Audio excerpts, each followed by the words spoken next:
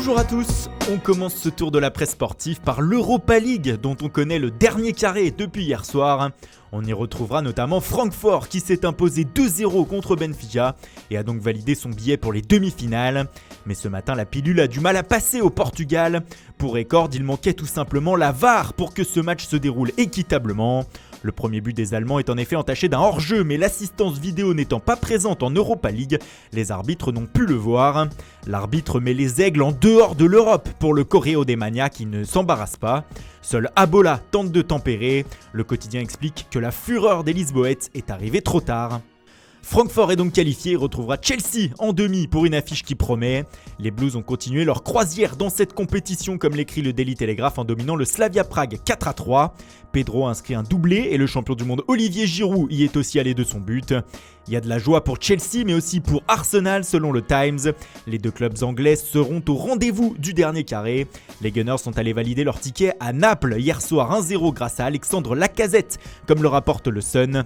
Seule mauvaise nouvelle dans cette soirée, la nouvelle blessure de Aaron Ramsey qui inquiète le club londonien.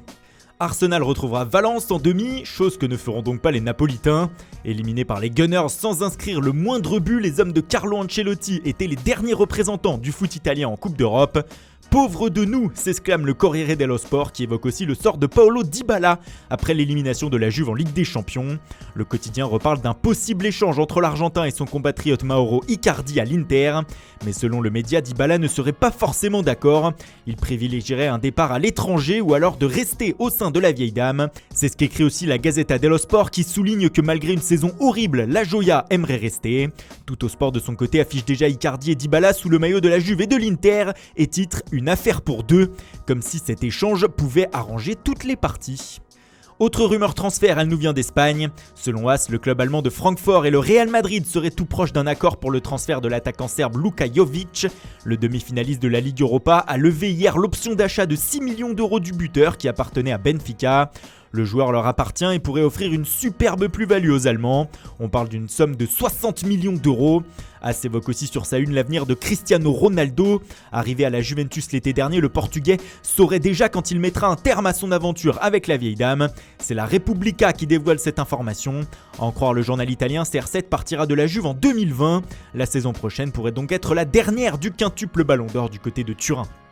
On reste en Espagne avec l'autre journal madrilène Marca, et décidément le Real Madrid est très actif en ce mois d'avril. Après Luka Jovic donc, ce serait au tour d'Eden Hazard d'être tout proche de s'engager avec le club madrilène.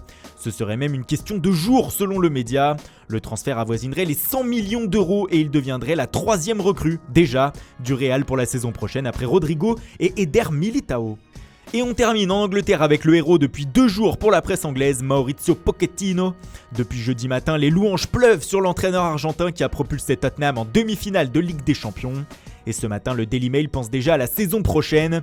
Selon le tabloïd, les Spurs et son coach pourraient disposer d'une enveloppe de 150 millions de livres, soit 173 millions d'euros sur le prochain mercato, afin de renforcer l'équipe. 70 millions d'euros seraient débloqués par les dirigeants des Spurs, auxquels viendrait s'ajouter l'argent de la vente de certains joueurs comme Trippier et Eriksen. Pochettino aurait indiqué avoir besoin de 5 nouveaux joueurs. Voilà, c'est tout pour aujourd'hui. Merci pour votre fidélité. Bonne journée à tous et rendez-vous dès demain matin pour une nouvelle revue de presse.